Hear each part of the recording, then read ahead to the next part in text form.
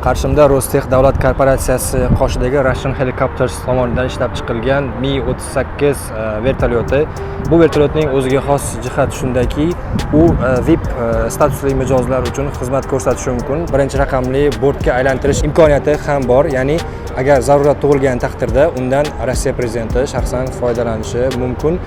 Vertolyotning maksimal uchish og'irligi 16,5 tonnani tashkil qiladi. U 6000 metr balandlikkacha ko'tarilishi mumkin. U o'z bortiga 14 kishigacha bo'lgan yo'lovchilarni olish imkoniyatiga ega. Hozir vertolyotni ichkaridan ko'rsatishga harakat qilaman. Bizga buning uchun eksklyuziv huquq berishdi. Vertolyotni kirish qismida mana bu yerda guvoh bo'lganingizdek barcha sharoitlari bor. Bu yerda kerak bo'ladigan qurilmalar hammasi. Bu yerda bort kuzatuvchisi o'tiradi. Bort kuzatuvchisi uchun kerakli bo'lgan hamma uskunalar, texnologiyalar bu yerda mavjud. Ko'rib turganingizdek, vertolyot ichida VIP mijozlar uchun barcha sharoitlar mavjud. Ko'rishingiz mumkin.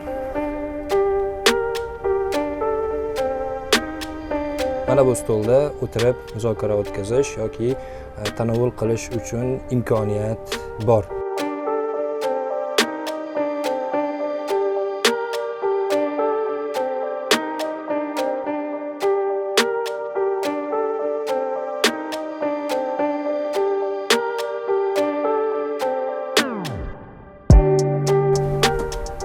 Bu xuddi Gollivud filmlarini esga solib yuboradi.